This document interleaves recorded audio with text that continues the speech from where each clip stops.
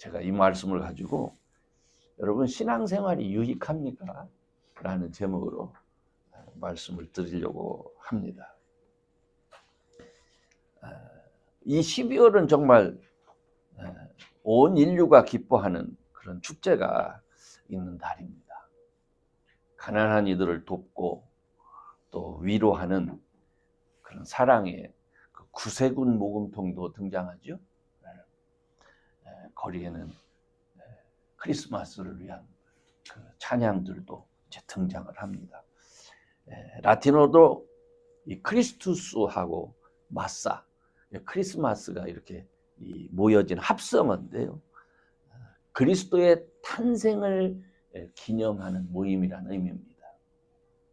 기독교 예식을 의미하는 거죠.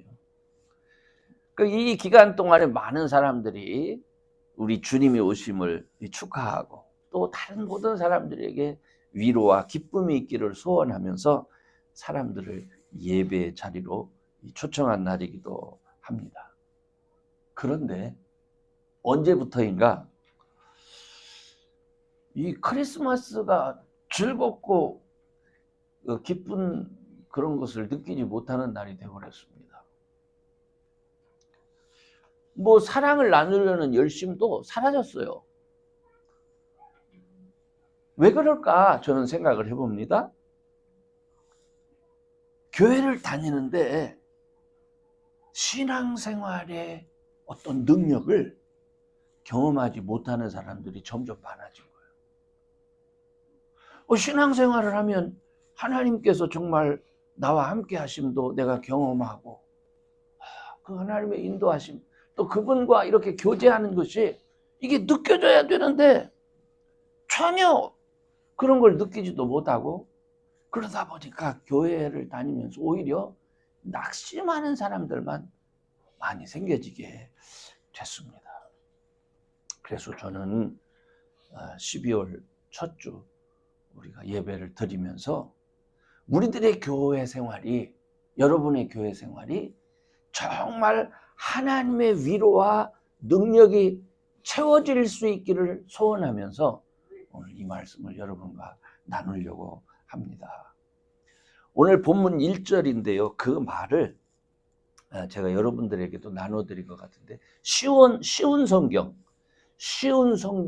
번역판을 보면요. 이렇게 번역이 되어 있어요. 그리스도를 믿는 것이 여러분에게 힘이 되십니까? 이렇게 번역을 해놨더라고요. 오늘 본문이. 그래서 그리스도의 사랑으로 정말 위로를 받고 있습니까? 그리고 여러분들은 성령 안에서 서로 교제하면서 친절과 동정을 베풀고 계십니까? 이렇게 번역을 해놨어요. 그러니까 그냥 우리 성경을 지금 보면 그냥 대충 이게 무슨 말인가 성경 말씀인가 보다 이렇게 하는데 아주 구체적으로 잘 집어놨어요. 여러분은 신앙생활에 유익이 있습니까? 그거예요. 바울은 빌립보 교회의 성도들이 그냥 말로만 신앙인이 아니라 실제로 하나님의 힘과 위로를 느끼면서 살기를 원했습니다. 그렇기 때문에 여러분들이 정말 신앙생활을 통해서 그런 하나님의 힘과 위로를 느끼기 원하신다면 여러분이 말로만 교회 생활한다고 하지 말고 교회 생활을 하면서 다음 3가지를 기억하셔야 됩니다 하면서 말씀한 것이 4절까지의 말씀입니다. 첫째는 여러분이 정말 믿는 사람이라면 한 마음으로 마음을 모아서 서로 사랑하기를 힘써야 됩니다.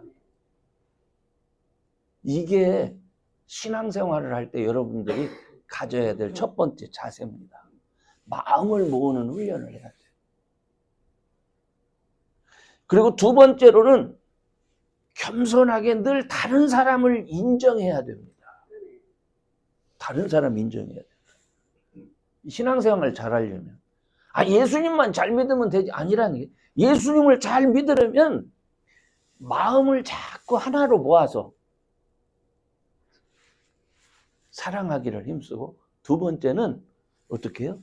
겸손하게 다른 사람을 인정하기를. 이게 예수 믿는 거라는 거예요. 이게. 그리고 마지막으로 예수 믿는 게 뭐냐면 자기 일도 중요하지만 다른 사람의 일도 돌아볼 수 있는 그런 마음을 가지라는 거예요. 이게 신앙생활이라는 거예요. 이것을 해가면서 살아계신 하나님의 힘과 능력을 경험할 수 있다는 거예요. 그래서 저는 오늘 이 2절에서 4절 이 권면한 세 가지의 말씀을 중심으로 신앙생활에서 우리가 꼭 실천해야 될 것, 이것을 생각해 보려고 합니다. 여러분, 첫째는 아까 믿음 안에서 성도들이 하나 되어야 된다는 얘기를 했어요, 바울이. 그거 뭐냐면 하나님께서 우리 한 사람 한 사람을 택해서 예수님을 믿게 하신 이유는요, 변화가 되는 것도 중요하지만 그러나 그 한 사람 한 사람이 변화되어져서 하나 되어지는 게 또 중요합니다. 변화된 사람이 하나 되는 게 중요해요. 변화는 됐는데 변화된 10사람이 10사람이 아니라 예수 안에서 변화된 10사람이 하나가 되는 게 그게 신앙생활이라는 거예요. 근데 우리는 하나님께서 기대하는 그런 신앙생활을 하지 못할 때가 많죠. 왜냐하면 기본적으로 우리가 가진 우리의 육체가 가진 죄성 때문에 그렇습니다. 우리 속에 들어온 이 죄라고 하는 것이요, 늘 내 욕심을 따라 사는 걸 좋아합니다. 내 욕심 따라. 그래서 그런 이유 때문에 자기 욕심과 하나님을 이미 떠나 산 그런 세상적인 삶에 익숙하기 때문에 예수 믿고 말씀에 순종하고 마음으로 하나 되는 일을 쉽게 못합니다. 이 마음이 하나가 되기 위해서는요, 말씀을 잘 듣고 순종할 수 있어야 됩니다. 근데 이게 잘 안 돼요. 그렇게 순종을 해야 우리들 각자가 예수 안에서 하나가 되어져서 세상을 향해서 하나님의 능력을 나타낼 수 있게 되는데 이게 안 되는 거예요. 왜냐하면 본질적으로 자꾸 너무너무 죄에 익숙해요, 우리가. 그리고 사단에 쉽게 미혹됩니다. 특별히 우리 육체가 다 연약하잖아요. 우리가 다 연약한 육체를 가지고 있다 보니까 마음을 하나로 해서 돕고 세우고 이런 거 잘 못합니다. 그래서 여러분이 깨달아야 되는 게 하나님은 우리에게 하나 되기를 원하시는데 기본적으로 나는 거기에 부족한 사람입니다. 이걸 인정하는 것부터가 신앙생활의 시작입니다. 다른 성도들과 한 마음이 되는 것, 이거 성공하려면요, 하나님 앞에 도우심을 구해야 돼요. 이게요, 여러분, 다른 성도들이라고 하니까 교회를 얘기하는 것 같은데 사실 가장 작은 교회는 어디입니까? 가정입니다. 남편과 아내와 자녀가 있는 그 가정이 가장 작은 교회입니다. 근데 이 가장 작은 교회가 예수님을 믿고 마음으로 하나 되려면 됩니까? 부부가 지난주 한 주도 내가 이렇게 따라보면 저는 목사인데도 불구하고 왜 그렇게 안 맞는 게 많아요. 40년도 넘게 살았는데 여전히 이 트러블이 있어서 이렇게 조정이 필요해. 그래. 어떤 때는 그래 당신 잘났어 뭐 이렇게. 그래서 결국 조정이 안 되고 그냥 적당히 합의해. 그래서 한 마음이 되는 거죠. 그렇기 때문에 우리가 가정에서부터 기도해야 돼. 하나님, 나와 우리 배우자가 마음이 하나 되게 해주세요. 기도해야 돼. 이것만 기도하면 안 되죠. 우리 부부와 우리 형제들도 마음이 하나 되게 해주세요. 이거 기도해야 돼. 자녀들과도 한 마음 되게 해주세요. 이거 기도해야 됩니다. 이렇게 돼야 하나됨을 위해서 하나님 나에게 더 큰 믿음 좀 주시고 그리고 사랑으로 인내할 수 있게 해주시고 하나님께서 만나게 하신 내 배우자 잘 섬길 수 있게 해주시고 그죠? 형제도 섬기고 사랑하고 자녀도 섬기고 사랑할 수 있도록 해주세요. 이게 기도 제목입니다, 여러분. 사도 바울은 너희들이 신앙생활하면서 하나님의 위로와 힘을 너희들이 경험하면서 살기를 원하느냐? 그렇다면 이렇게 하라는 거예요. 마음으로 하나 돼야 된다는 거예요. 근데 마음으로 하나 되려면 여러분 그게 이제 하나 돼야지. 오늘 예배 끝나고 나서 집에 가서 오늘부터는 우리 부부가 마음으로 하나 되게 이게 안 된다니까요. 마음은 그렇게 하고 싶죠. 그래서 이거 기도해야 돼요. 사단 마귀는요. 부부가 문제가 아니라 벌써 나 한 사람의 마음도 이랬다 저랬다 한다니까요. 내 한 사람의 내 마음과 내 생각이 달라 벌써. 그러니 조금 이 말 했다가 조금 하다 아니야 다른 말 하니까 배우자도 이게 어느 장단에 춤을 춰야 될지 모르는 그게 우리 인간의 모습. 그래서 사랑하는 여러분 속지 마시고 믿음으로 하나 되게 하는 일에 힘쓰시기를 바랍니다. 아멘. 예수 믿는 사람은 가정에서부터 하나 되기를 힘쓰는 사람. 여기서 하나님의 능력이 하나님의 도우심이 경험되는 거예요.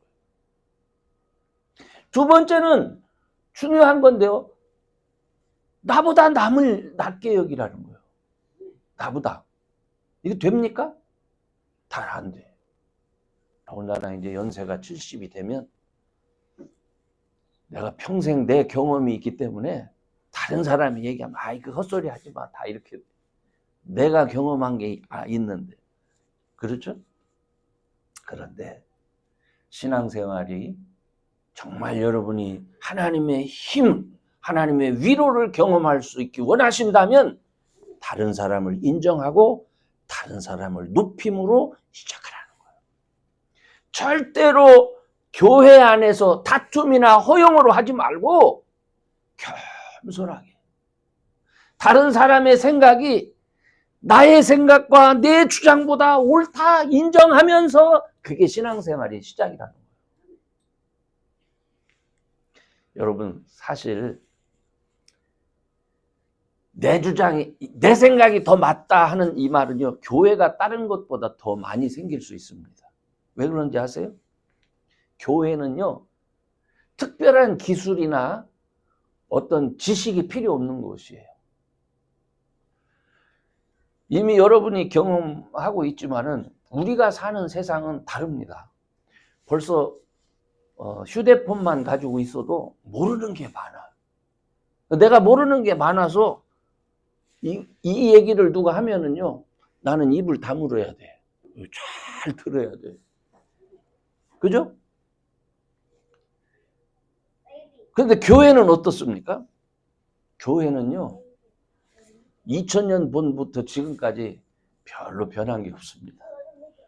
이 성경 말씀도 2000년 전에 하시던 말씀 지금도 똑같이 합니다.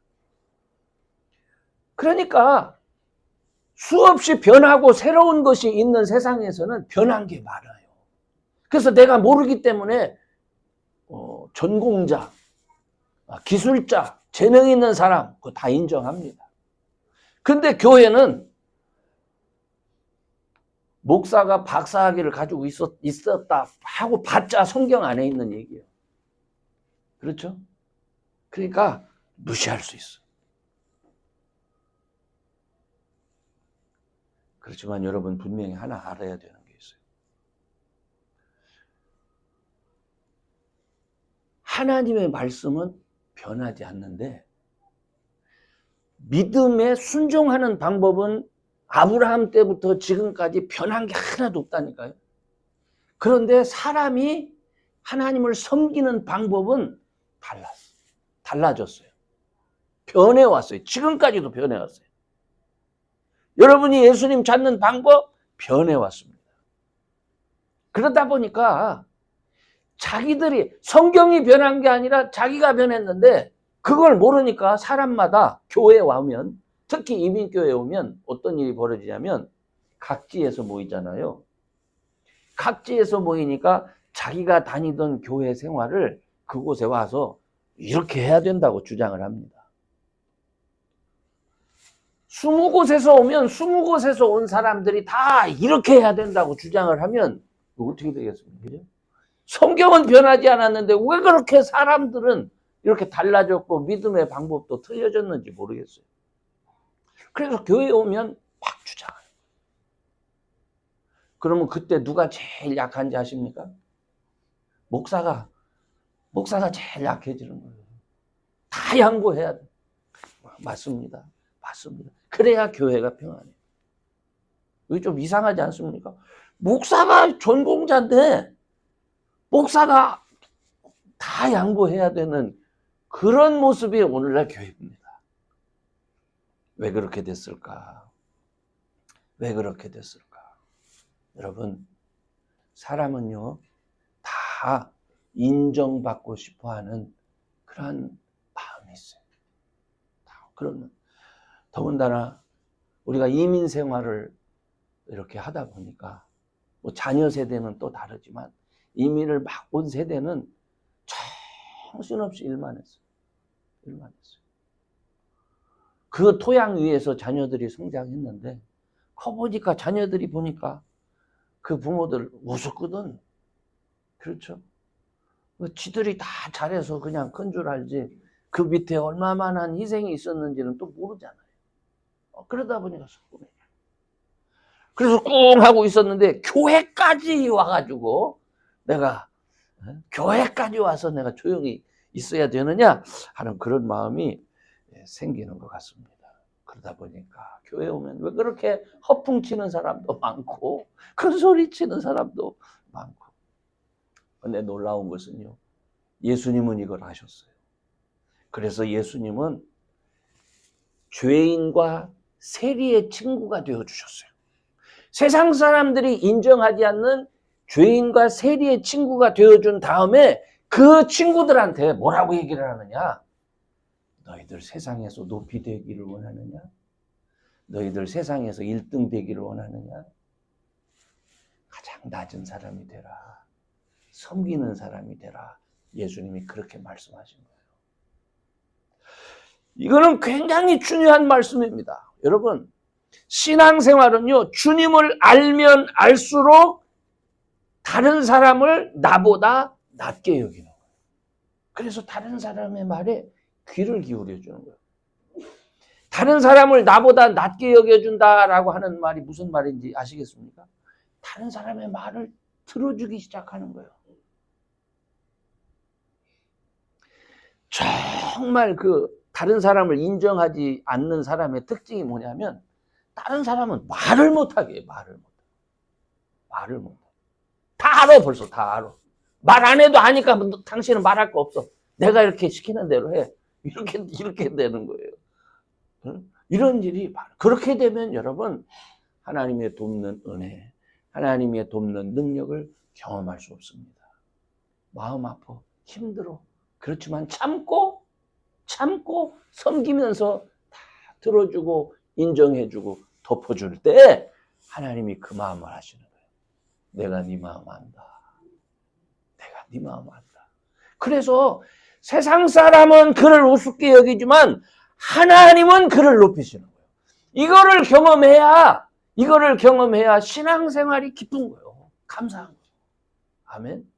그래서 저는 여러분들이 여러분의 신앙생활, 여러분의 교회 생활 안에서 그저 낮아지고 겸손하고 다른 사람을 인정하고 이게 어디서부터 시작해야 된다고요?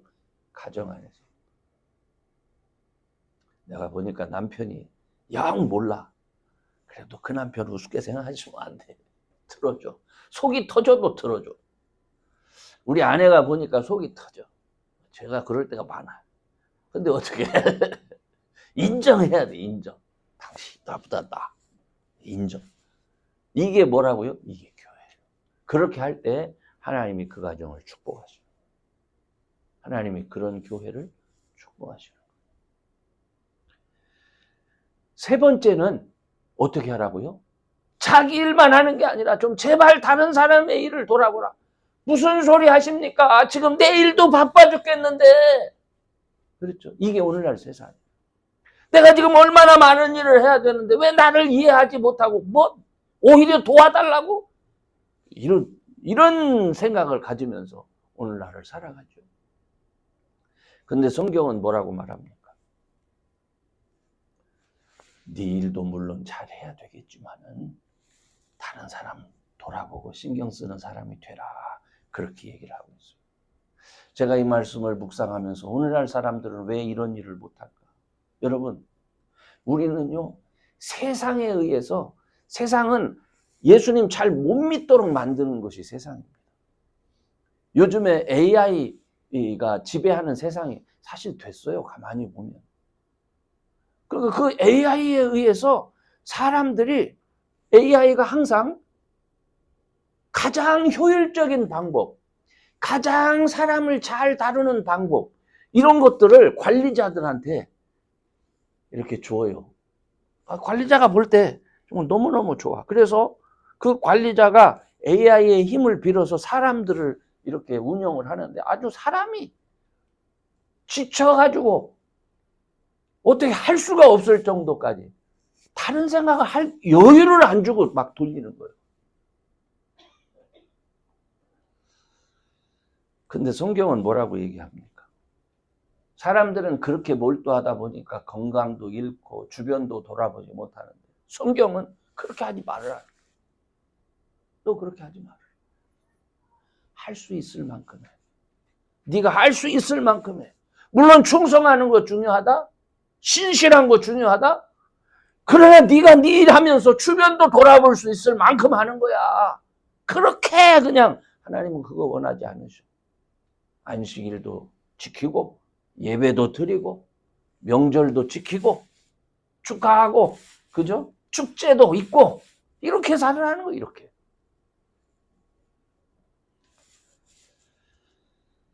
우리는 성경 안에서 바로 이런 모습을 가르쳐야 돼요. 여러분 우리 주변에는 아무도 돕는 이 없는 사람들, 생존 경쟁에서 낙오돼서 지친 사람들이 얼마나 많은지 모릅니다. 말도 못해 어디 가서.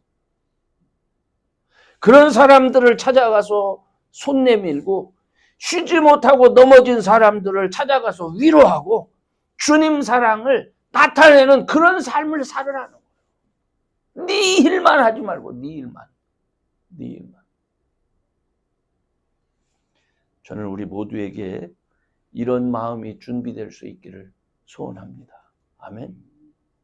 경쟁에서 이기고 내가 더 많은 거 가져야겠다가 아니라 하나님 나는 조금 처지더라도 병들고 지친 영혼 돌아보고 하나님께서 기뻐하시는 일에 먼저 쓰임받는 자가 되어야 되겠습니다.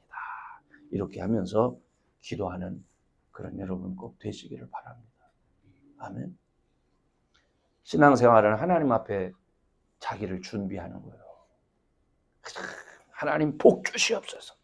내가 성공하고 경쟁에서 승리하고 세상에 내가 1등 되어졌다. 이게 하나님의 축복이다. 이게 아니라 정말 마음으로 하나 되어져서 섬기고 그죠? 다른 사람을 인정해주고 그리고 더 나아가서 지친 사람들, 피곤한 사람들 잘 돌보고 케어까지 할 수 있는 그런 넉넉한 능력의 사람 되게 해주세요. 이게 여러분의 기도 제목이 돼야 돼요. 이런 삶이 이루어질 때에 여러분의 신앙생활에 유익이 있는 거예요. 기쁨이 있는 거예요. 아멘? 이제 말씀을 마치겠습니다. 여러분, 교회 생활은 경쟁이 아니에요. 이거는 진짜 아까도 얘기했지만 2000년 전이나 지금이나 똑같다니까요. 하나님은 똑같은데 사람이 하나님을 찾는 방법은 달라졌어요. 그렇죠? 그러다 보니까 사람이 달라지다 보니까 사람이 교회 가면 교회가 우습게 보이는 거예요. 아무런 정보도 없습니다. 지식도 없습니다. 예수님 잘 믿으라는 얘기 외에는 없어요. 그렇죠? 그러나 여러분 저는 예수님 잘 믿으라고 하는 그 말씀의 의미가 무엇인지 압니다. 하나님께서 내가 너의 죄를 어떻게 용서하고 내가 내 백성 삼아 주셨으니 너는 이제부터는 내 백성답게 살아라, 그 말씀이에요. 교회 생활은 내 백성답게 사는 사람들이 모여서 하나님을 예배하는 것입니다. 어떻게 사는 사람들이 예배했어요?